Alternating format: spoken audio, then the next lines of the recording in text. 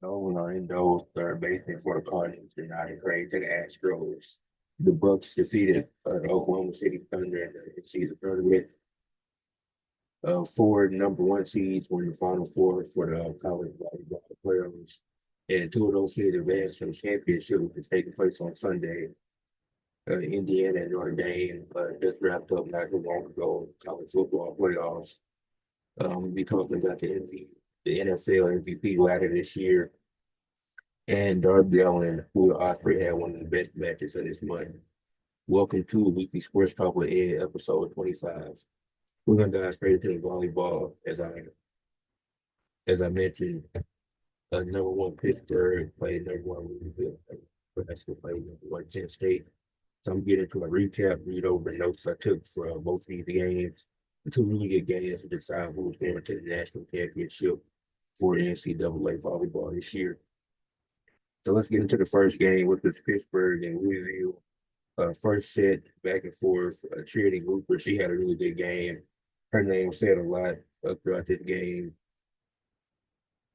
Uh, Pittsburgh was able to take control of the first set, and they would end up winning it. And Olivia Baycott, she had 9 kills in that first set.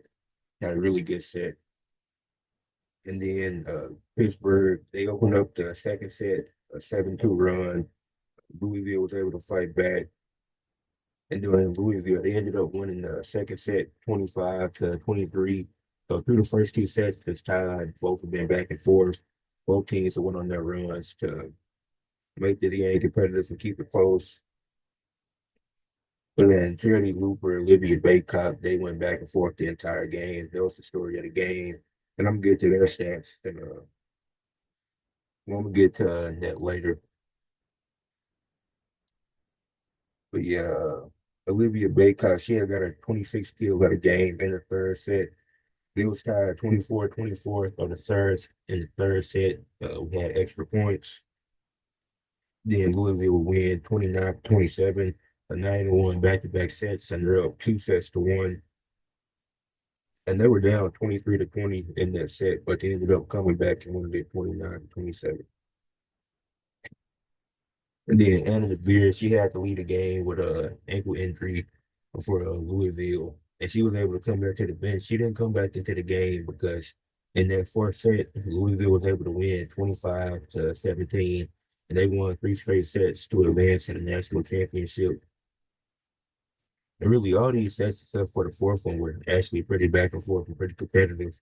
Then it got to that last one, and it was Peyton Patterson from Louisville that stepped up when Anna DeVere went out to help them take that lead and ended up winning that set.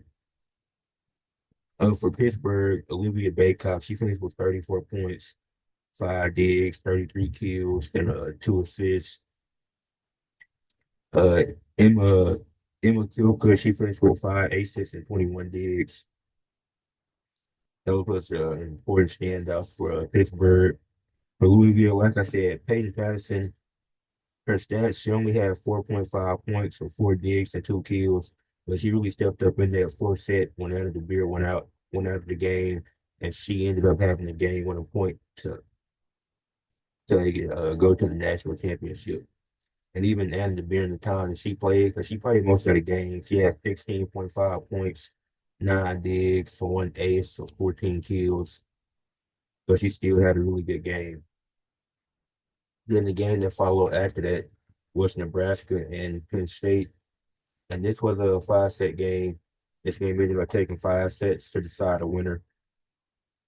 Nebraska through the first 10 points, their biggest lead was only 3 points. They were up 10-7 at one point. But like I said, in volleyball, it's all about the runs that you go on. So the first set, it was pretty back and forth, and Nebraska would take the first set 25-23.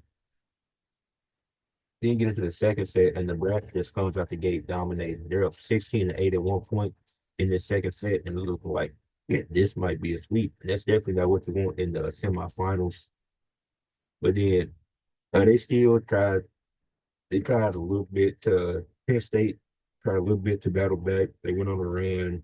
They went on a 4-0 run to cut it down a little bit, but Nebraska would end up winning the second set 25-18.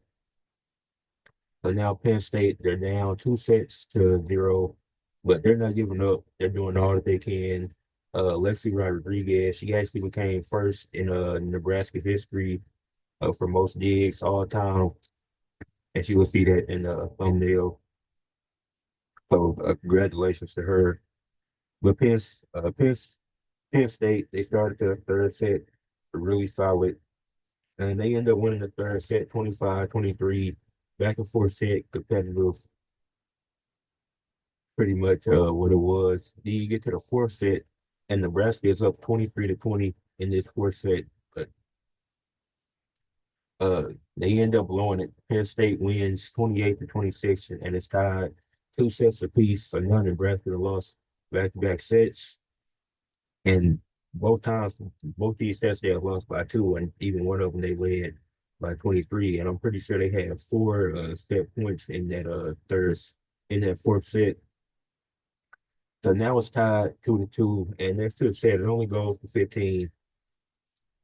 And Penn State, they were the first team to 8. They were up 8-5, and well, they led 7-4. Then they got first to 8. So then they had switch sides, and Des Music, she had been elite all game, and it continued in that fifth set. Then Penn State was able to get a 15-13 fifth set win and advance to the national championship. So after being down 2 sets to 0, Penn State mounted the comeback with winning 3 straight sets to go to the national championship. So now you're getting Louisville and Penn State in the national championship on the 22nd. And on the 23rd, I'm going to drop a video recapping that game, highlighting the important plays and moments that took place in all the sets, whether it be 3 sets to sweep or it goes all 5. Hopefully it's a great game. But for the stats for Penn State, Des Music, 27.5 points, 12 digs, 2 assists, 26 kills. Then they had another girl on their team, Caroline. She had 22 points, 2 digs, and 20 kills. Harper Murray for Nebraska, 26 points, 15 digs, 1 assist, and 20 kills. And Mary Beeson, she was the first overall pick in the PBF draft. She only had 8 kills, 4 digs, and 10.5 points. This is one of her worst games of the season, and that was definitely a reason why Nebraska lost this game. If she played a little bit better, they probably take this in 4 sets, and they're going to the national championship. But Nebraska's best player was on their A game today, and that ended up costing them in the end. So that recaps the semifinal games that took place on a Thursday. Now we can move on to some baseball. It's the first thing I mentioned to open the show. Nolan Arenado, he declined the trade to go to the Houston Astros. And if you don't know already, I'm a Cardinals fan. So obviously, Nolan Arenado, third baseman, one of the best players in the league right now. He does have a no trade clause, but from what the research I did, it said that he rejected the trade to the Astros because he didn't want to make a decision this early into free agency, which is very understandable because there's a lot of moving pieces. Obviously, with the Juan Soto deal to the Mets, there's still going to be other moving pieces. The Cody Bellinger trade to the Yankees, if I'm not mistaken, that's a good pickup for the Yankees. And I'll probably talk more about free agency next week. But this segment is specifically focused on Nolan Arenado. Uh, last season had 16 home runs, 71 RBIs, and he's going to be 34, where he is 34 going into his age 34 season. So he probably doesn't have too much longer left to play. But even last season, he was still pretty good for his age. Now, some of the teams that was on his list was the Dodgers, Padres, Angels, Phillies, Mets, the Red Sox. And as you see, the Astros weren't one of those teams. Now imagine with the Astros, he'd be in a much better situation than the Cardinals. But it's probably something that you see in these other teams. Now the thing is, he's still being paid by the Rockies from when he was with them. And once he gets traded to the Cardinals, they still have to pay him. So he'll be getting money from 3 different franchises once the trade does go through. But the teams that make the most sense is the Mets, the Phillies, and Padres. The Dodgers, I don't really know if they have the money to make that happen. The Angels, That's just not realistic. The Red Sox don't know how much better that situation really is than the Cardinals. But the Mets, Phillies, and Padres, they make a lot of sense. The Mets are going out to get Juan Soto for them to, if they were able to get Nolan Arenado, that'd be a great move. They lost in the championship round last year in the National League, if I'm not mistaken. So if they can add Nolan Arenado to that squad, then they'll be even better next year and have a chance at a World Series. The Phillies and Padres, two teams that, like all these teams, they're looking to improve. That's why with the Dodgers, I said it's kind of hard for them to make that trade happen. But it's going to be interesting to see where it goes. I'm going to keep monitoring this situation, see what ends up happening. Hopefully, we can get no Orlando moved and get some decent back for him. There's no point in him wasting his career with the Cardinals now. The Cardinals aren't going anywhere, and he's a great player, but he should be going somewhere where he can compete for a World Series. Moving to basketball, how much does the in-season tournament really matter? So I made it short talking about the Bucks and the OKC game after the Bucks. They just took over in the second half. Nobody could guard Giannis for OKC. And OKC didn't play bad. They just weren't able to make shots. And the thing about the in-season tournament, it was a lot of number one, the courts are very cool. Like getting to see these courts a rare time for the first 2 months of the season. And after that, you don't see them again. Obviously, you got the jerseys that go along with the courts. So you get some fun games, get some competitive games. Even the OKC Bucks through the first half, it was real competitive. For the semifinal games, like the Rockets and OKC, it was a solid game. And OKC was eventually able to take over the Hawks and Bucks. Giannis had that crazy block on the Clint Capella block in the alley oop, and there was a competitive game. Then get to the Bucks and OKC. It was competitive in the first half, second half, not so much. But even games like the Rockets Warriors that came down to the wire. So it's like you get some really competitive games out of this through the first 2 months of the season. And I guess what Adam Silver wants is for the fans to care more about the first 2 months of the season. So it makes sense. But one of the main reasons is the NBA profits off of this. They have the semifinals and finals game in Vegas. That's an easy way for the NBA to make more money. And they're going to have an expansion team in Vegas one day. So it's a smart move by Adam Silver, even if when I get to the point I'm trying to make, because I don't think it really serves a great purpose because it doesn't do anything. Like obviously the players get bonuses, they get the $500,000 bonus, and it helps their families, like guys like the Andre Jackson who might not be making as much as Giannis, but that definitely helps him. Like it's gonna help regardless. Giannis joking about it. Well, not even joking, but saying he got to spend money on his kids and stuff. So that's probably going already. So it's definitely beneficial for those players. But it's the NCAA tournament doesn't mean nothing. It doesn't guarantee anything. And like I said, it makes the first 2 months of the season feel more important because these teams are playing down to the wire games. But that's how it should be every night. You shouldn't have to have an incentive of 500K to make these teams play harder than they should. Now, one thing about it, it does have like a playoff feel to it. Like these teams, they are in the same group, and then they play each team in their group once, and then you kind of get that playoff feel to it. Like you want to win this game, but it's like these games clearly mean more than the regular season. But it should be an equal balance because this isn't the actual championship. That's why I don't see what purpose the NBA Cup serves. This is the second year we've it's happened. The Lakers won it last year. The Bucks won it this year.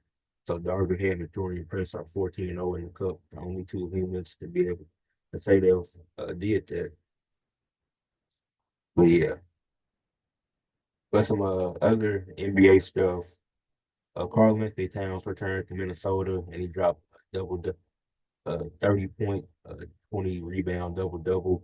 And I'm gonna get to him later in the show. Cat was amazing that game. And I think a lot of people hating on Rudy Gobert saying, well, the Timberwolves should have traded Rudy Gobert instead of Karl Anthony Towns. Well, number one, I would have fit of Karl Anthony Towns and Julius Randle look defensively. It would be absolutely terrible. Number two, The reason why the Timberwolves did trade Cat is pretty dumb, but they trying to avoid the second apron and because of the luxury tax and all that. So they kind of had to make some type of move. And I don't think they should have made it, and they should have went into the luxury tax, even though it would have cost a bit more. But that's the one reason why they did it. Then another thing, the Timberwolves should have just kept Cat to begin with. Keep Cat and Rudy. The chemistry was obviously building. You build off 2 years ago, there was an okay team that made the playoffs as the A seed. Then last year, they get all the way to the conference finals. And this team could easily go all the way to the finals if they just keep building, get another year of chemistry together. So neither Rudy Gobert, he shouldn't have been traded, and Cat shouldn't have been traded. Should have still been Cat on this team with Rudy Gobert, Anthony Edwards, Mike Conley. Could have brought back the same roster and look better than you do now. Because this team right now doesn't look that good, and I don't see them getting far. Uh, Jimmy Butler, Jimmy Butler's been getting some trade buzz. Two teams that two of the biggest teams are the Warriors and Suns. The Suns just seems unrealistic to me because I don't know how you make it happen.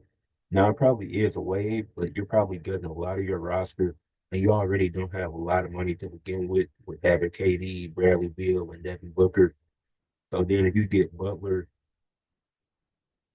I don't really know how this roster looks because you probably have to trade a lot, especially to make that money match.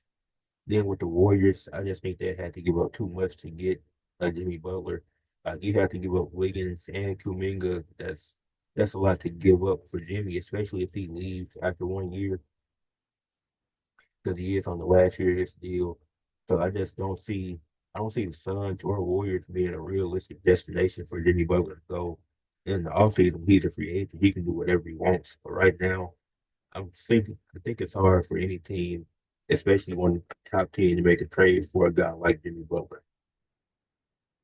Then the last thing I want to talk about for the NBA is how deep can the Memphis Grizzlies go in the playoffs?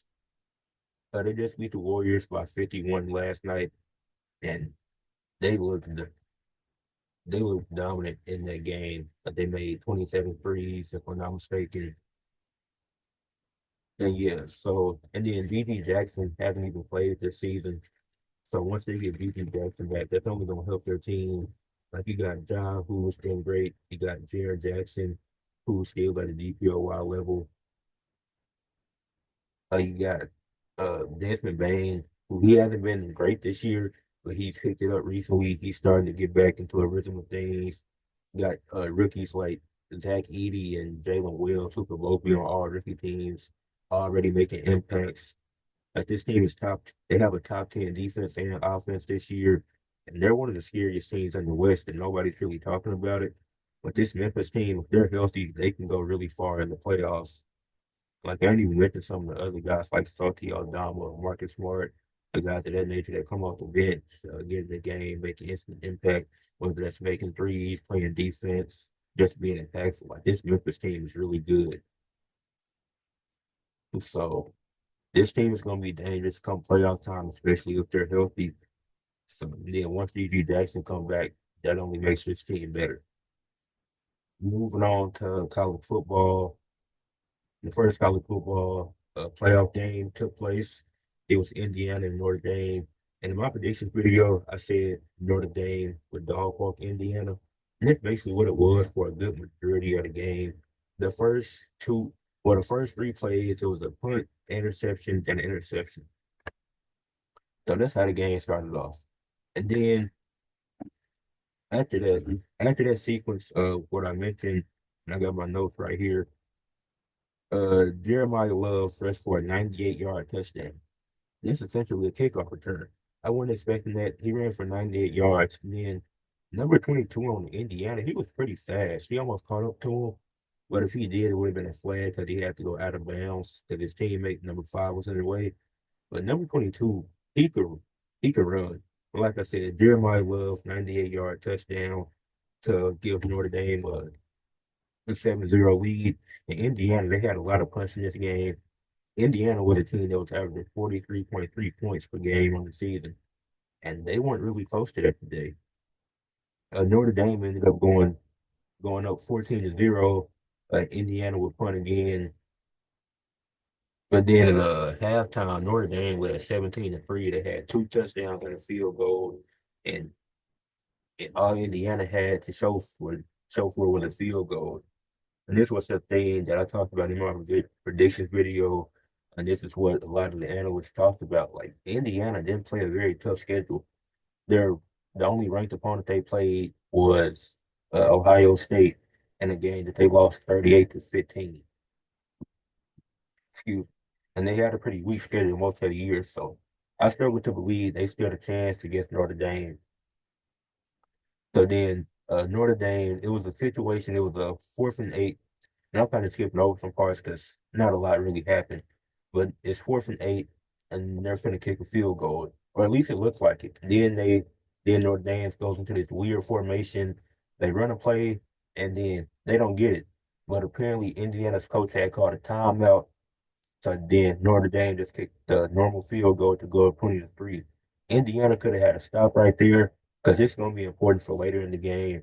If Indiana gets that stop right there and he doesn't call that timeout, then this is a whole different ball game. And obviously, when you see a formation like that, it probably scares you as a coach. So I'm not saying that it was a terrible decision.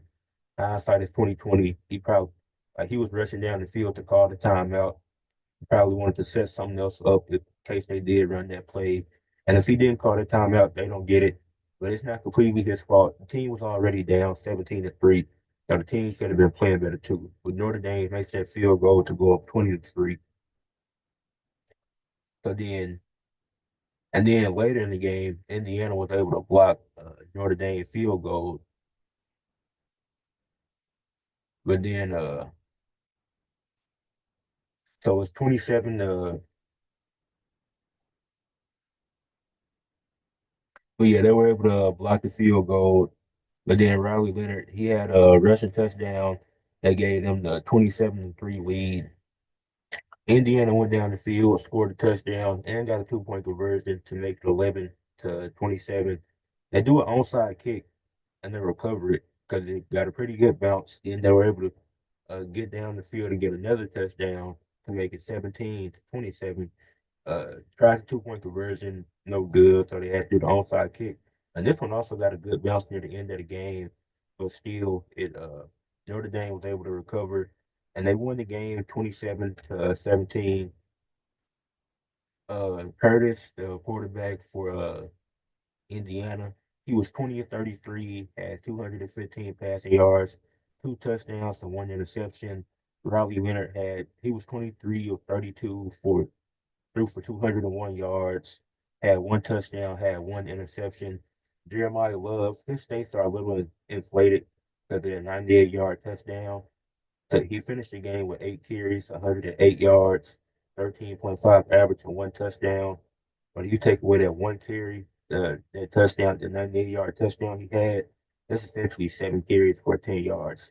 After that play, he was pretty much ineffective for the game whenever he got the ball. But you know what? That's cool. Don't really matter. They still got the win at the end of the day, and they're gonna face Georgia in the next round. And then there's gonna be some other games going on this weekend. For the rest of the first round to be going on this weekend. You got SMU playing playing Penn State, and I already did my prediction video, so I won't go super in depth. But if SMU's defense can get pressure on Penn State, they got a really good chance of winning that game. And if they can stop Tyler Warren, who's the top tight end this year. Texas kicker and inconsistent running back play might cost them against Clemson. It's going to be interesting to see what happens. But Phil Moffitt has to step up, and Cade Klubnik has to control the turnovers when it comes to that. Then I think Tennessee and Ohio State is going to be the best game. But I see Jeremiah Smith going off in that game, leading Ohio State to a win. So that's probably a preview of what I think is going to happen this weekend. Now let's talk about the NFL MVP ladder. There's four guys I have on this list. I have Lamar Jackson, Josh Allen, Jared Goff, and Saquon Barkley. So I'll read off the stats. Starting with Lamar, has a 68.1 completion percentage, 3,580 yards, 34 passing touchdowns. Then when it comes to the rushing stats, 117 carries, 743 yards, 3 touchdowns, 6.4 yards per carry, 53.1 yards per game. He only has 3 interceptions on the season, by the way, and the Ravens are 9-5. Now, obviously, the Ravens have had struggles with their defense being bad to start the season, but it stepped up the last month and it's looked really solid. Now, the special teams, that's been a consistent issue all year. Justin Tucker, he's cost them a few games. Uh, but back to Lamar and the phenomenal season that he's having. He's had a really good season.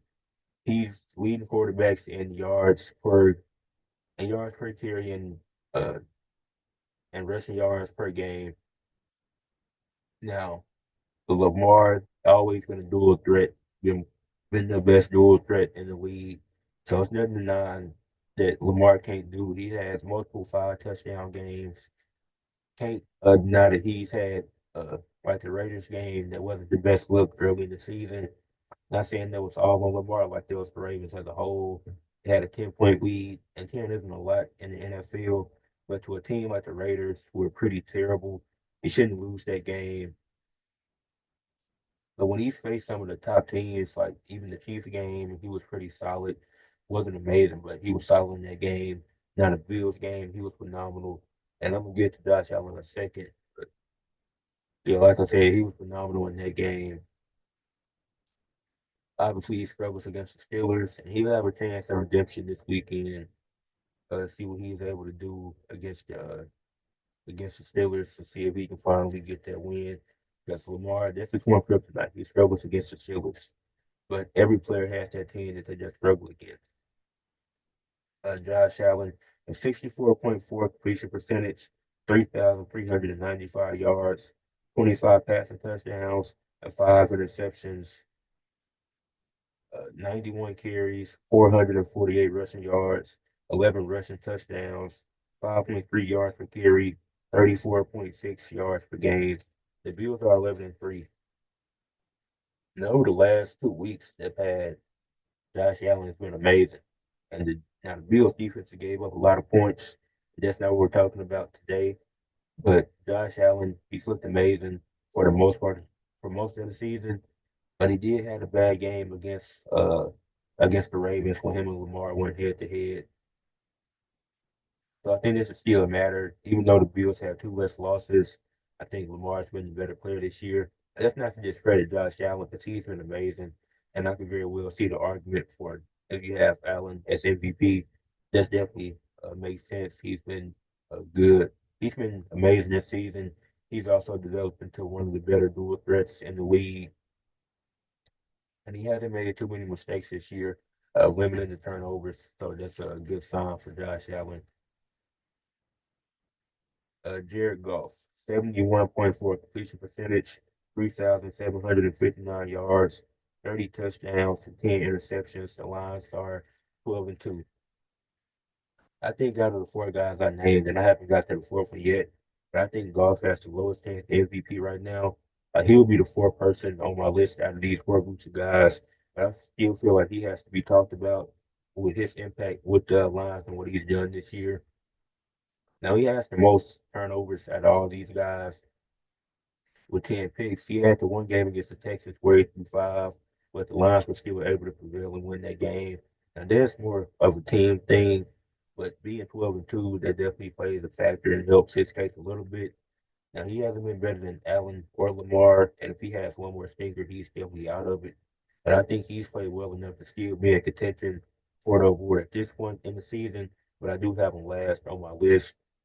And the next guy I'm gonna talk about is Saquon Barkley, who has he's been the best running back in the league this year. And he only has 2 fumbles on the season.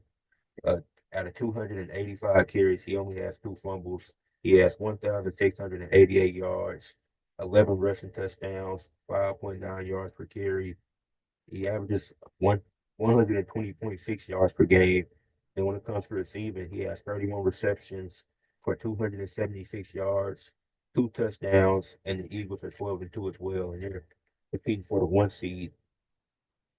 So Saquon Barkley, he's been really good this season, and he's probably had a better shot of winning Offensive Player of the Year, which he probably will get. But you can't deny that he's been Philadelphia's most impactful player this season. Like we had any of the other running backs in the past, like we had DeAndre Swift or Miles Sanders. This team probably has a few more losses, and we'll still be in the playoff hunt like we were.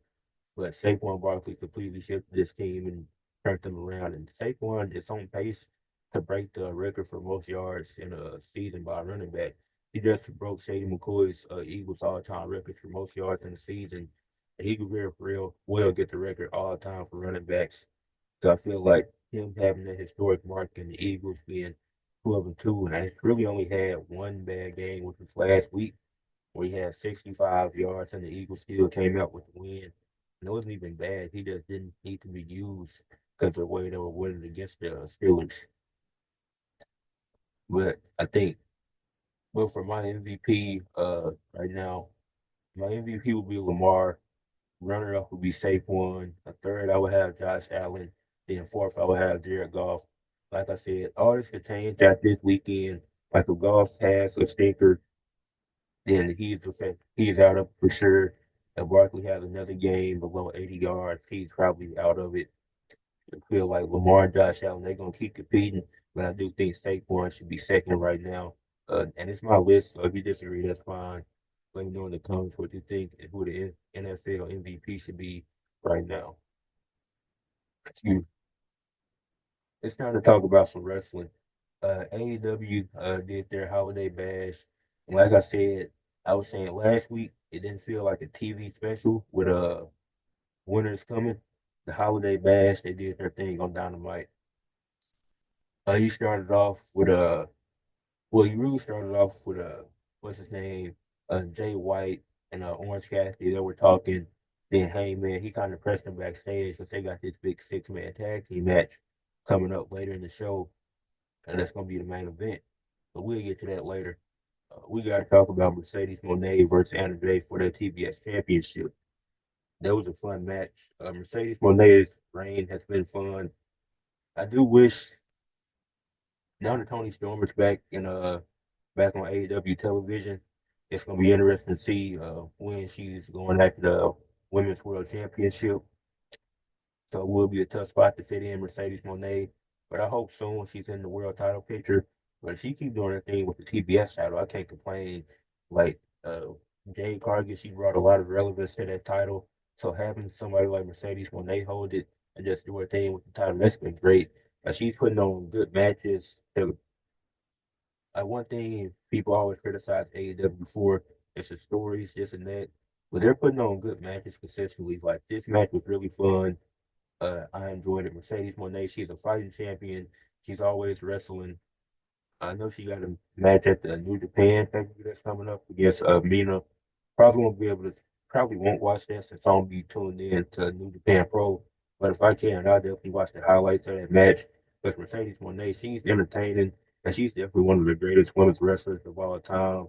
She's been able to prove it ever since leaving WWE. It was a lot of questions about why she walked out to her coming back, but she did some stuff in New Japan. That was great. Now she's doing stuff in AEW, and it's been amazing.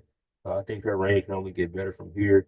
Now, I don't know who she loses it to. I know Chris Statlander is keeping on that title. Now, I don't know if Chris Statlander is a babyface or heel. Somebody going to have to let me know about that. But either way, Chris Statlander, she's great. So I feel like if they have a match, that that'd be awesome for them. And maybe Chris Statlander is going to take it off Mercedes, then she can enter the world title picture. She keeps it a little bit longer until they can get Tony Storm to have the title, and then you have Mercedes at the heel, the then insert her there. I feel like that'd be fine too. But next on the show, oh, Christian Cage and Nick Wayne had a match against Hook and Shibata. It was a pretty average match. I mean, Christian Cage and Nick Wayne won. Not nothing too crazy. I mean, Tim Sabian interfered, kind of what you expect with the patriarchy. Not too much more to say about that. Shelton Benjamin does his usual thing, like the Hurt Seneca say.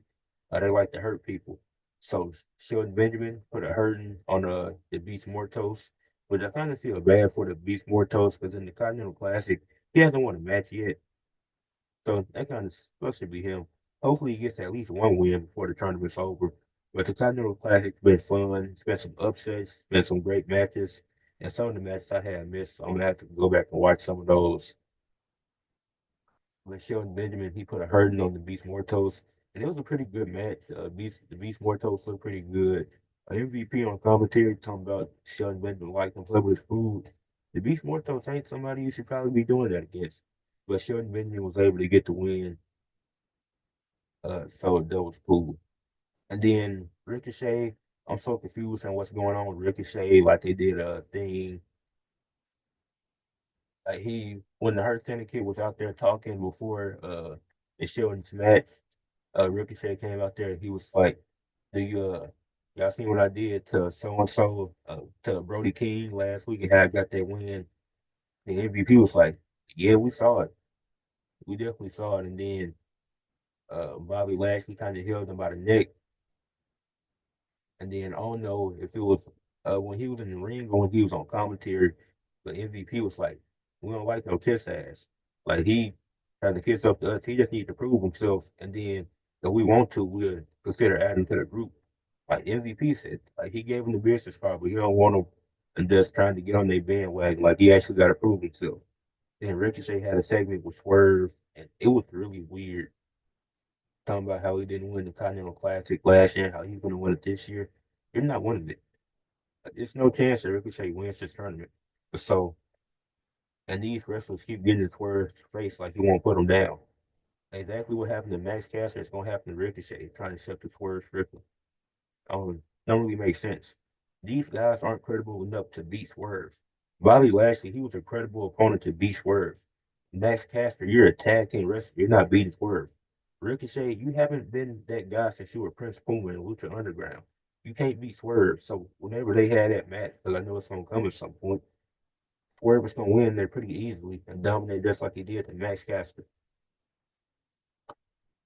Tony Storm, Tony Storm is hilarious. Like the way she was able to reinvent herself with the timeless Tony Storm gimmick, that was amazing. Then after she lost to Mariah May, she took some time off and she's came back and she thinks she's in 2022. She introduced herself to these people. She said she's officially all elite.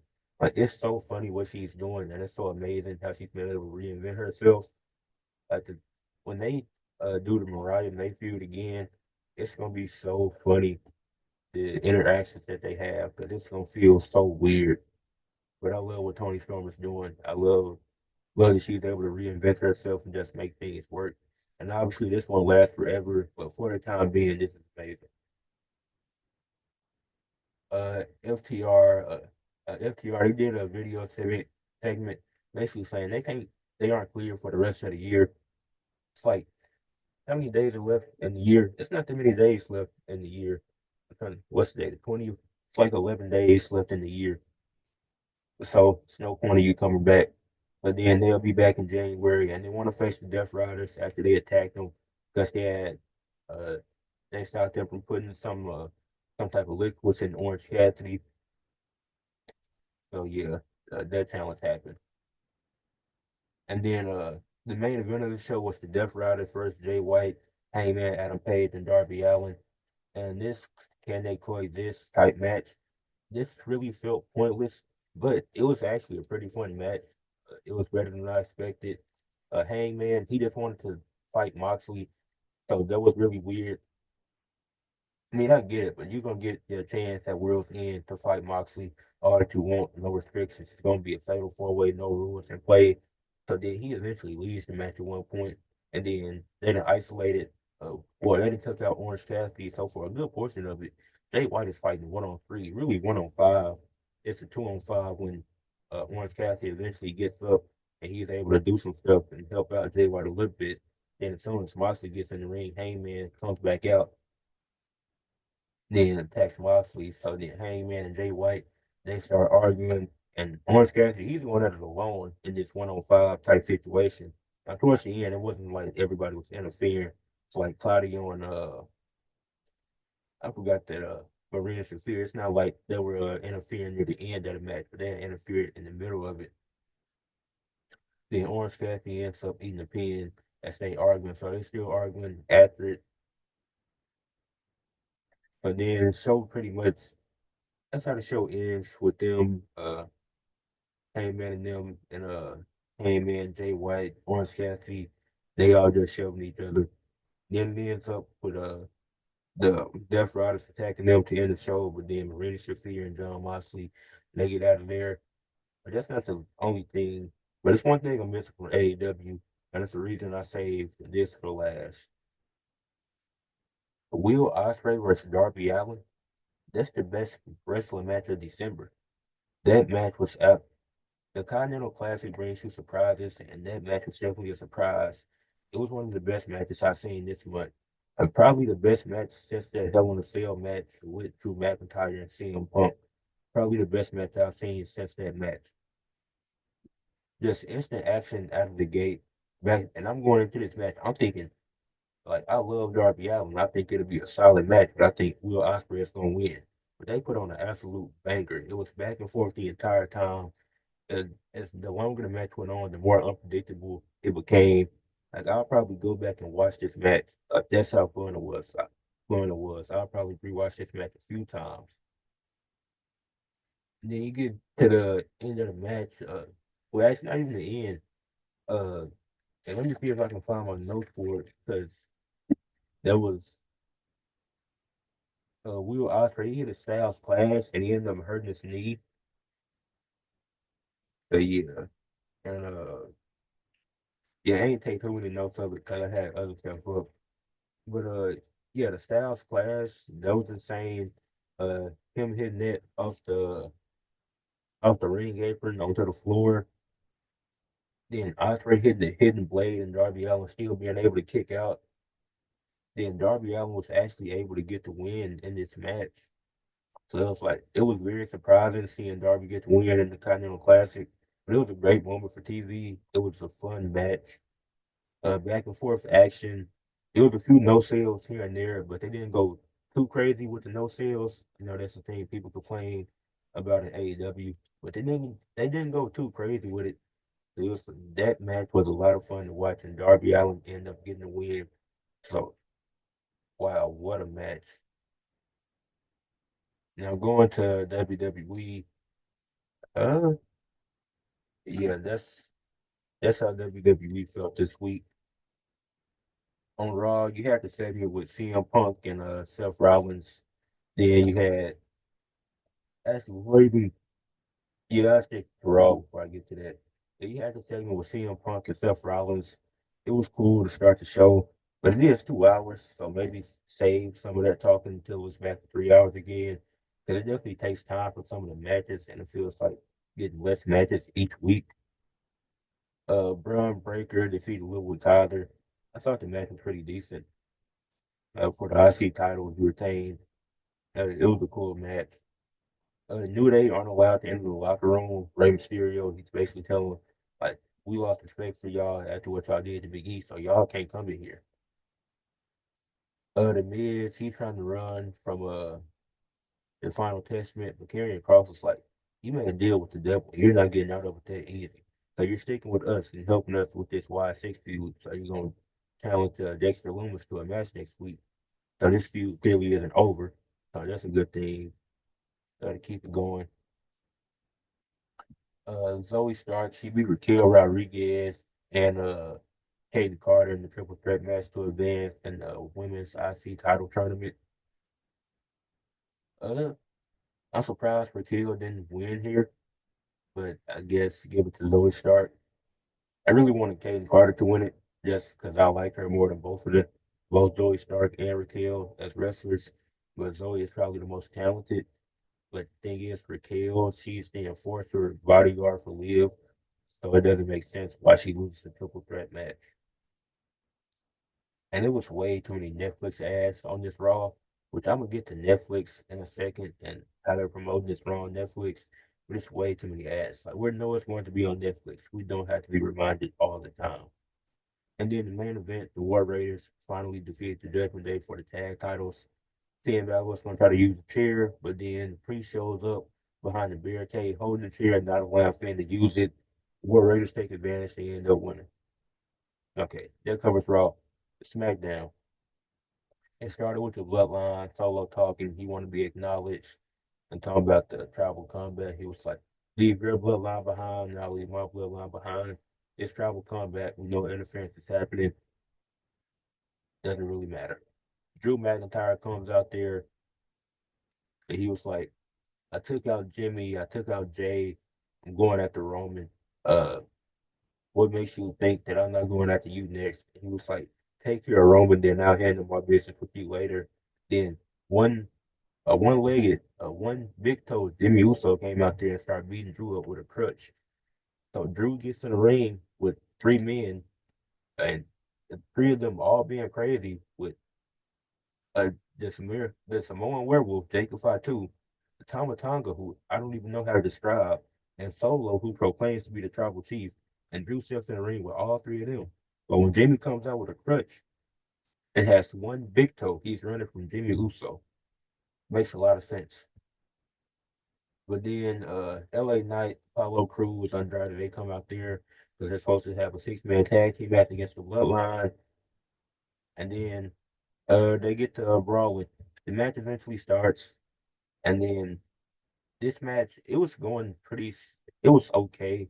It took a while for LA Knight to get into the match. It was a lot of Apollo Crews and Andrade. But I'm glad Apollo Crews got some time on TV because he ain't got a lot of that in months. Yeah, it's been a while since he got some TV time, but he's gotten some recently with the bloodline stuff, so good for him. Then it's a point in the match where LA Knight is on the outside of the ring. He's not the legal participant. Then Shinsuke comes out of nowhere and he knocks out LA Knight, which I don't get this. Like, obviously, LA Knight is going to go back after his title, and the challenger should be chasing the champion. The champion shouldn't be running to the challenger. That don't make any sense to me. Why he would like Shinsuke won the match clean. So I'm confused on why. And obviously, rematch clauses, which don't really exist, but LA Knight should get a rematch since he was the last champion. That's how they want to go enforce the rematch clause.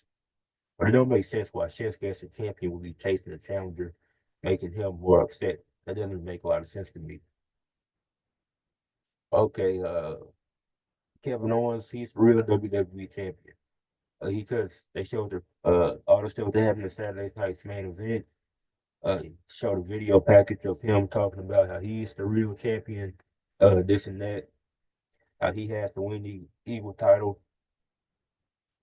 He was like, so pretty, um, pretty good stuff from Kevin Owens. Didn't take too many notes on it and didn't want to go super in detail, but cool. You had the Grayson Waller effect when Grayson Waller, Austin Theory talking to Braun Strowman, and Grayson Waller from the jump, he pisses off Braun Strowman. And that's how it goes. Then eventually Carmelo Hayes comes out there. He's so crazy. He's like, you got lucky last week. Like I wasn't prepared. But I was prepared this like I'm prepared now. So you're not gonna beat me again. Then he called him something. It was real funny what he called him. I forgot. He called him a big dumb son of a b. That was that was actually pretty funny. That was a good line by Carmelo Hayes. So then like the palm trees and stuff that Waller had set up, he started throwing it towards Carmelo and he kept backing up. But then Jessica Carr, the referee, she came out there, then they had the match. And Carmelo Hayes, same thing as last week, trying to chop him down, going for the legs and stuff to make him weak. And then it's the point where they're both on the outside of the ring. And then if the count is at nine, Braun Strowman throws Carmelo back into the ring. And he gets in, Jessica Carr counts 10. Braun Strowman gets counted out, and Carmelo Hayes gets the win. Now, it would be unrealistic for Carmelo Hayes to pin Braun Strowman. So, him getting the win in this way, I actually like it. Like, it made a lot of sense. So, I was happy that he got that win. So, now they're both tied up even 1-1. If they do a best of seven series with these two, I really hope that we actually get a game seven. Because if not, then it's gonna be kind of pointless. Then Carmelo he started running. Braun Strowman went after him. It's like You so upset, but that's your fault. You were outside the ring for 10 seconds too long, and then Brown was looking for him backstage. Then Carmelo was able to escape. Then he came back, hit him with a chair a few times. Then he took off. And Braun Strowman got up kind of fast. He was still marching down, trying to find Carmelo Hayes. So we don't know where those two went after that. Johnny Gargano and Alex Shelley had a match. I would just like to say, nobody cares if they've been friends for 20 years. The fans don't like DIY, whether they're heels, whether they're baby faces, whether they're tweeners. The fans simply don't like it. DIY has only been there for, they won the tag titles in their second week, got a decent pop. The fans don't really care about them either. They're building up this, oh, they've been friends for 20 years. She was his trainee, this and that. Nobody cares about that. Like Ciampa said, if they want these tag titles, why aren't they asking for a rematch instead of asking for a one-on-one match that nobody cares about? They get Alex Shelley versus Johnny Gargano, and Gargano's like, he's emphasizing, hey, Ciampa, stay in the back, stay in the back. Then Ciampa interferes in the match anyways. So then, the other guy, I forget his name, Riley, whatever his name is, he comes out there since Tampa came out there. Then Gargano ends up pinning Alex Shelley and he had his tights. So Gargano gets the win. Just won the tag team titles. What sense would it make for him to lose the next week or the few weeks following that? So this match was pretty pointless and nobody cares that they've been friends for 20 years or whatever. We just need the Street Profits to get in the title picture. And I struggle to understand why the Street Profits can't win the tag titles. DIY, not DIY. Motor City Machine Guns won it their second week on the job. A DIY can't get over with the crowd on the main roster and won the titles twice already. It made sense when the Bloodline run it because they want to be this dominant faction or whatever. It made sense at Mania when Walter and Theory won it because they were hot at the time. But why can't the Street Profits get the titles? It doesn't make any sense to me. And then back, oh yeah, one last thing about WWE this week. I did the Raw Netflix kickoff show on YouTube. They had Rhea and Liv, do their stuff. They talk, and it's the same promos you're getting on the regular Raw. Nothing really changes. Kid said the most, the best thing from their segment on the kickoff show was it was two things. Michael Cole asked Liv, why won't she just leave Dominic and Raquel and all the Judgment Day because been a good champion. I believe she can leave them behind and be a decent champion. She doesn't need them to win all the time. And the second important thing that really came from this is the random kid in the crowd that said, I love you, Rhea. And Rhea saying, thank you, little child. And Rhea responded with, you're disgusting, shut up. That was the best part of their segment. A random kid saved the segment because it was so pointless. Then you had it was announced that Logan Paul was going to be on Raw, even though a few weeks ago he just said that he retired. Okay, didn't buy that anyways. But what's the point of lying to people if you're still going to be wrestling? That's stupid. Then they had Gunther come out there. He basically called out Logan Paul earlier. So it's like we know we're going to get Gunther versus Logan Paul at some point. We're going to get Gunther versus Goldberg at some point. So Gunther's already his 2025 is not looking the hottest. And Logan Paul, he can wrestle, yes, but I don't think his style fits well with Gunther's. I just don't think it'll be a good match. Now, I could totally be wrong, and if I am, I'll take it back. But I'm not interested in seeing that match, especially not for the title. He's done nothing to earn a world title shot.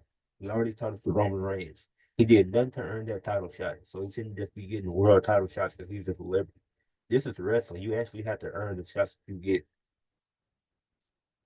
which I didn't even get to the main event of SmackDown until I looked down in my notebook. Oh, speaking of, Jade Cargill goes out. Bianca needs a partner. Naomi, she's just a tag team champion. Okay, cool, whatever. So Naomi and Bianca, they defend, and Naomi's like, I'm not touching the tag belts until I earn it.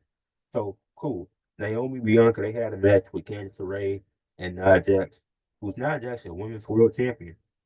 She's trying to get another championship, but she's not focused on defending her title.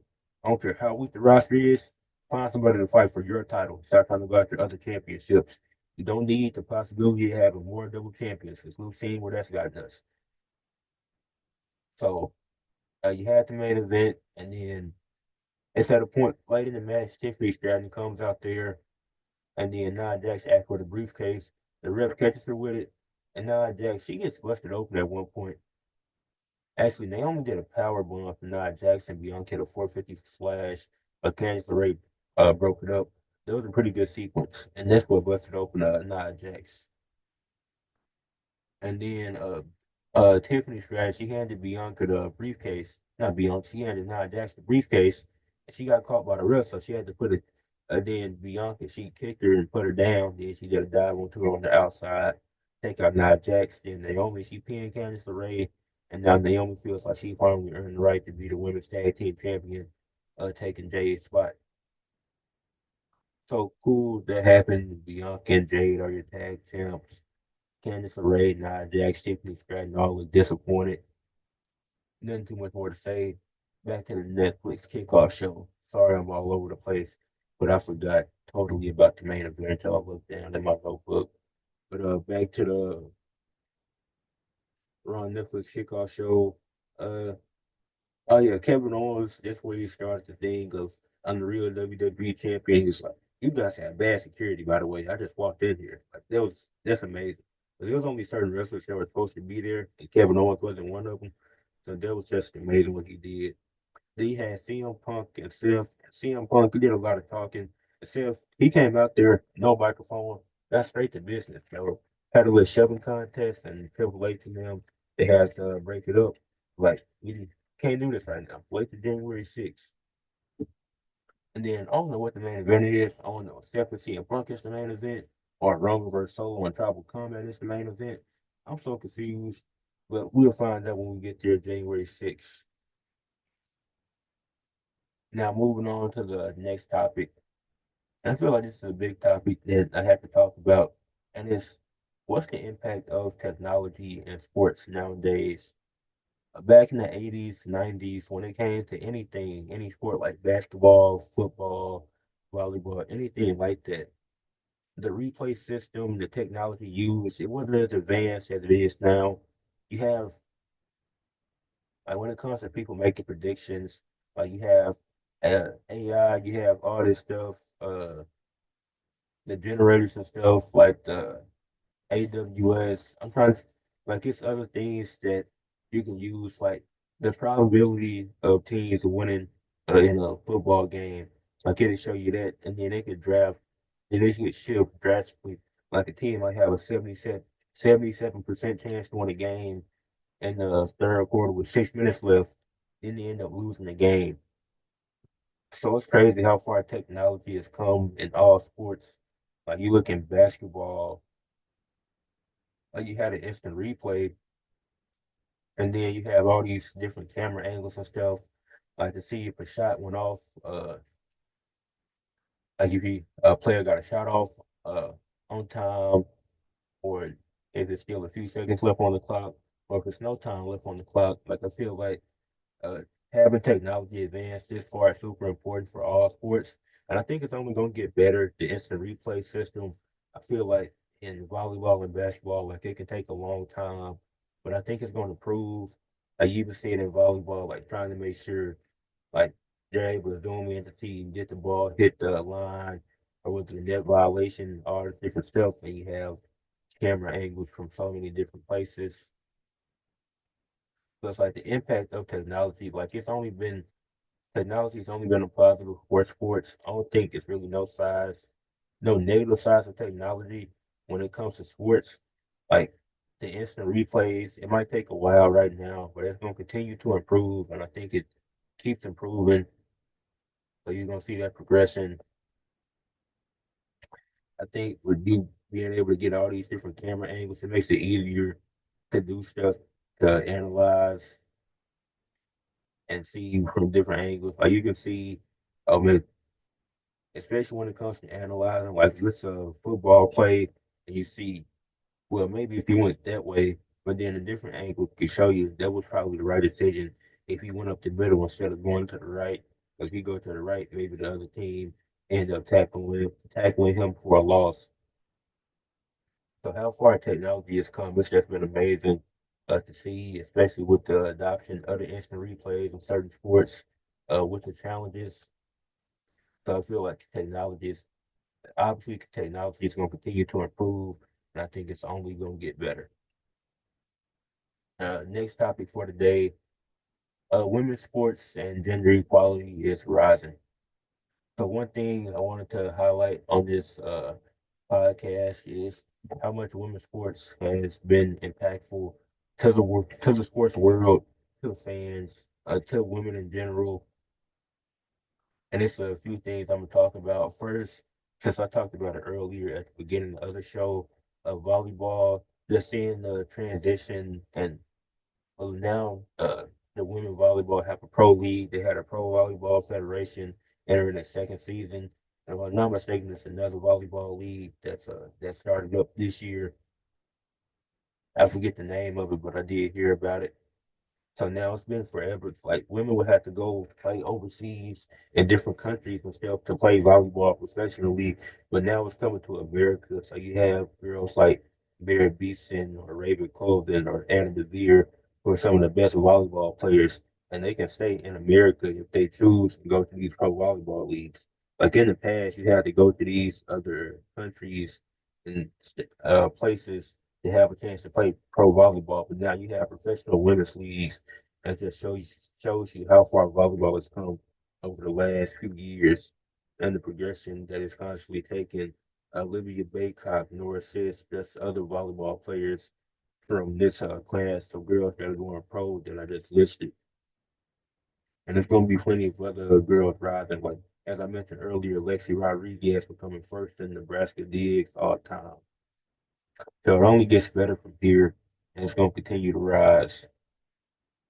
Uh, in WNBA, you've seen the numbers go up historically this year with girls like Cameron Brink, Angel Reese, Caitlin Clark.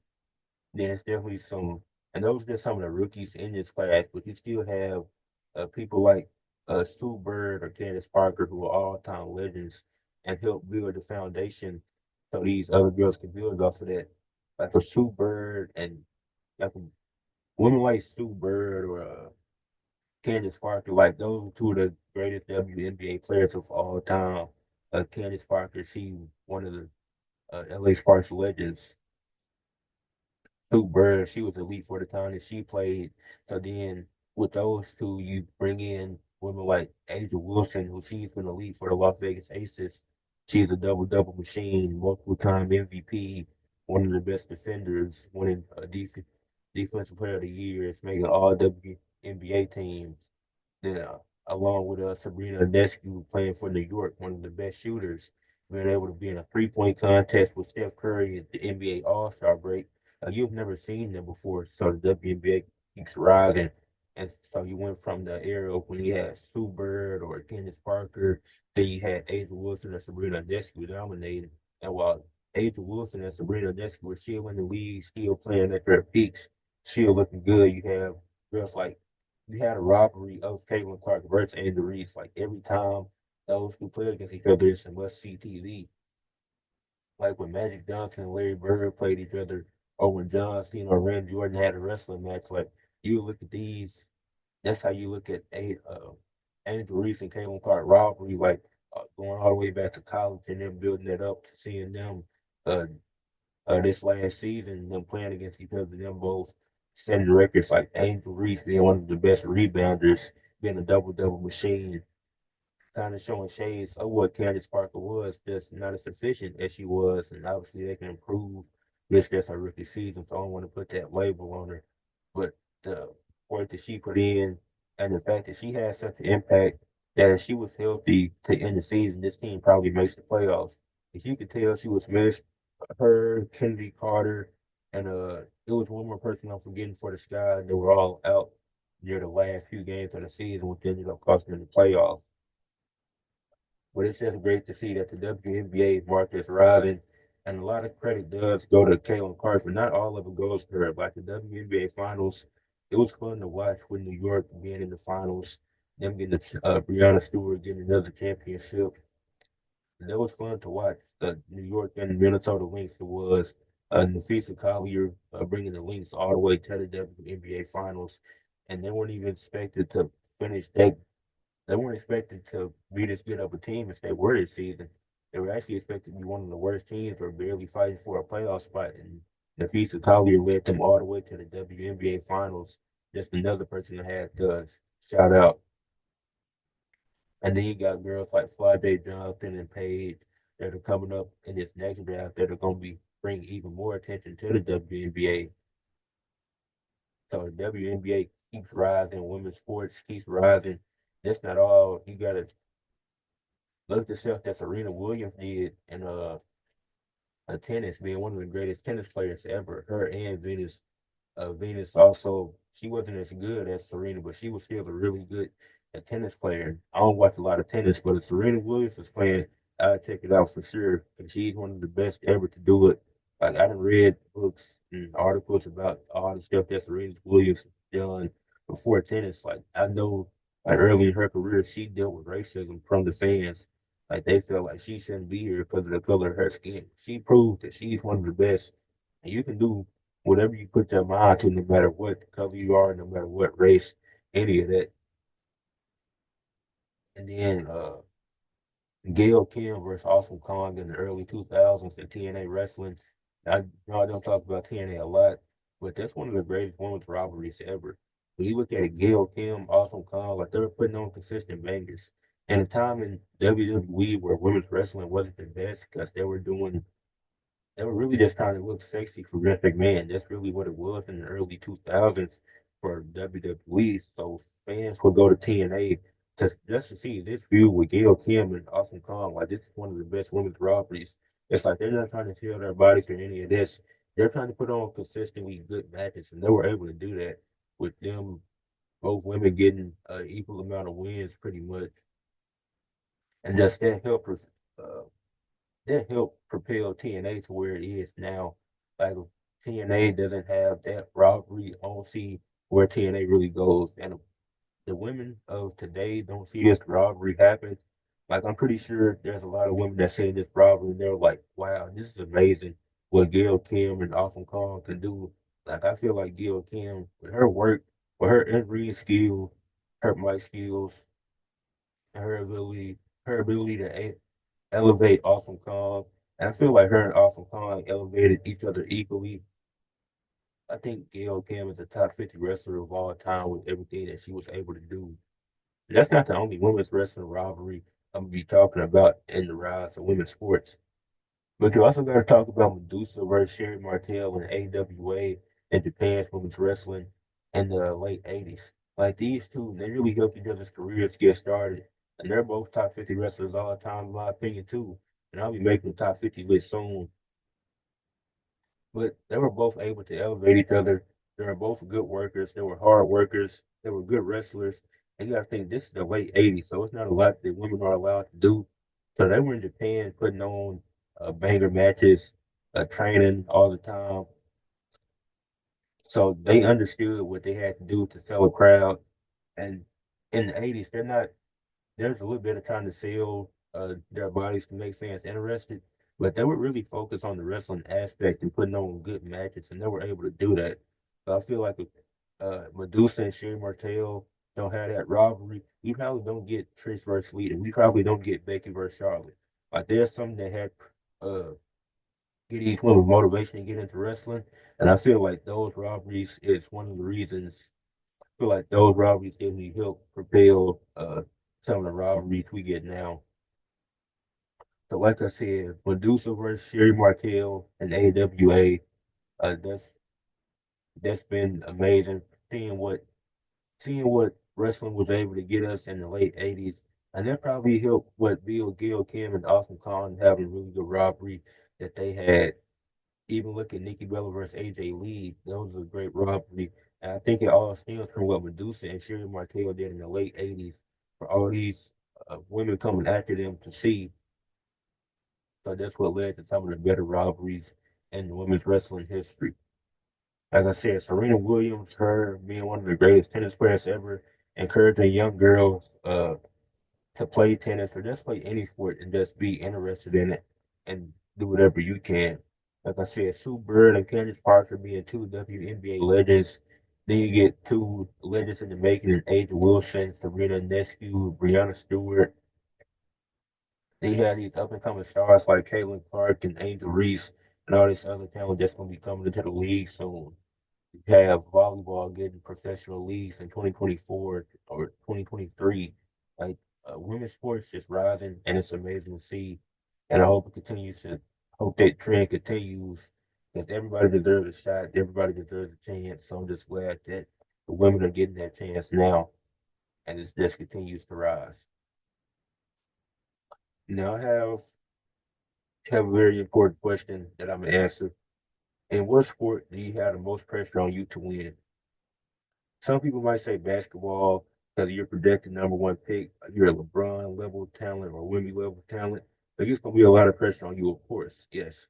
But in my question, I'm ruling out all team sports. So basketball, football, volleyball, baseball, that's all ruled out for me when it comes to what sport you had the most pressure to win. So it narrows me down to four sports: the tennis, golf, bowling, and track. Now, some of these, actually, in all of these things, you sometimes have teams or teammates, but most of the times, you're really relying on yourself to win and win a championship or anything like that. And so, like I said, I'm ruling out all team sports since you have other people you can rely on to help you get wins. Even like we saw Tatum, Jason Tatum didn't have the greatest finals. He wasn't bad either. But if he played that but we know he can play better than he played in the finals. But he has a team surrounding him. He has great players, great coaches, and he was still able to win a championship. So that's why I'm ruling out all team sports because you do have a lot of pressure to. No matter what sport you're playing, your goal is to win, and you're going to have pressure on you to win. But this is asking what sport do you have the most pressure to win? And it's hard to say team sports because there's other people around you that can help you get to that point. That's why I narrowed it down to the four between tennis, golf, track, and bowling. And I tried watching some golf recently and realized that they do like mixed team events and stuff like that. But like I said, sometimes you will have teammates or partners in these four sports that I named. But most of the time you're going at it alone. But I feel like it came down to the reason I didn't go, I didn't go with tennis. And the thing is, like I said, sometimes you might do two on twos. When it comes on tennis and that's hard for me to break down tennis since I don't know a lot about it, but you're trying to hit the ball over the net and you're trying your best not to make the mistake of hitting it out of bounds or not hitting the ball at all. So I'm taking tennis out of it. A track, you just simply have to be faster than the person. That's really what it comes down to. We've seen Julian Alfred upset Shakara Richardson. She ended up getting placed in the women's 100 meter. But then in the women's 200 meter, she got Julian Alpha, she ended up getting silver. So the longer the distance, the slower you may get, or the faster you might get. You never really know. Kind of up and down when it comes to track. With golf, it really came down between golf and bowling. But I feel like with bowling, when you had the most pressure to win, because even and like both of these sports, it's a lot of tournaments throughout the year. But in bowling, you really have to rely on somebody else to messing up. Like if you roll seven strikes in a row, then that eighth frame, you don't end up getting a strike. Like you only get 7 pins. Like that really messes you up. So now you're hoping your opponent gets 6 pins or less, and that's super rare for a player to just get 6 pins, especially when these are professional bowlers we're talking about. And then in golf, you want to get the ball in the hole as in least shots as possible, which is also super difficult to do. So in both sports, you're going to know when the pressure is on. But I lean more towards bowling. But I can see the argument for any other three sports that I named. But now it's about time to wrap up the episode. As y'all know, last segment of the show, athletes of the week. So first for the NFL, I went with Derek Stingley Jr. Uh, the Texans beat The Texans beat the Dolphins 20-12. Derek Stingley had two tackles for loss. two interceptions, and five tackles. So amazing game. Defense was elite, but it helped them get the win. And he had and Tua had four turnovers in that game. Two of which were picks, or three of which were picks, and one was a fumble. And two of those picks ended up in Jerry Stingley's hands. For AEW, I went with Darby Allin after the amazing banger he put on with Will Ospreay and him being able to get the win in that match, get the upset in the Continental Classic. For WWE, I went with the War Raiders. They were able to beat Judgment Day for the tag titles. It was a solid match, a good main event to end the show. Actually, both WWE's, both Raw and SmackDown closed with tag team matches, which is cool to see. So starting to build up the tag team division more for the men and women, get some more tag team action on the shows. So you like to see it. For the NBA, I went with Carl Anthony Towns. He averaged 27 points per game, 21 rebounds per game, 5.5 assists per game. Shot 62.9% from the field, 75% from three, and 87.5% from the free throw line. They played two games this week. They beat the Magic 191, and they beat the T-Wolves 133 to 107. He had double doubles in both of these games. He had over 20 rebounds in both these games. So, elite performances from Carl Anthony Towns. Keep it up. Keep doing your thing over there with the Knicks. For women's college volleyball, I went with Jazz Music. And the two games she played, Nebraska, no, Penn, the two games they played, Penn State beat Creighton and Nebraska both in 5 sets. So they played two 5 set games, won their national championship. But Jazz Music had a total of 46 kills, 20 digs, 50.5 points, and went 2-0 this week. So shout out to Jazz Music.